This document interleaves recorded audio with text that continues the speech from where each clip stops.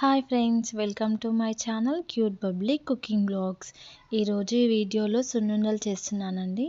దానికి కావాల్సిన పదార్థాలు 1.5 కప్పు మినప్పప్పు, 2 కప్స్ బెల్లం, కొద్దిగా బియ్యం, ఇలాచీలు, నెయ్యి, ఉండలకు సరిపడా. ముందుగా స్టవ్ పై ఒక కడాయిలో మినప్పప్పు వేసి పచ్చితనం పోయేలా అలాగే మంచి రంగు వచ్చేంత వరకు వేయించుకోవాలి. ఇప్పుడు దాంట్లో కొన్ని బియ్యం వేసి ఇంకొంచెం సేపు మినపప్పును వేయించుకోండి.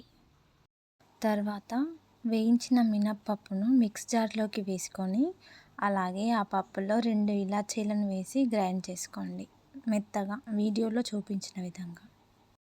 ఇప్పుడు ఆ పిండిని ఒక గిన్నెలోకి ట్రాన్స్ఫర్ చేసుకొని దాంట్లో బెల్లం వేసుకొని ఉండలు లేకుండా కలుపుకోండి.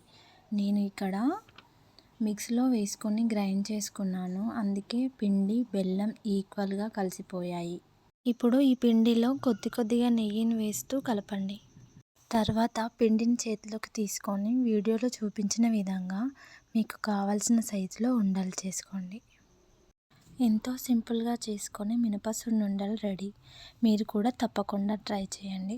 మీరు బెల్లంతో కాకుండా చక్కెరతో కనుక సున్నుండలు చేయాలనుకుంటే 1.5 కప్పు చక్కెర తీసుకుంటే సరిపోతుంది.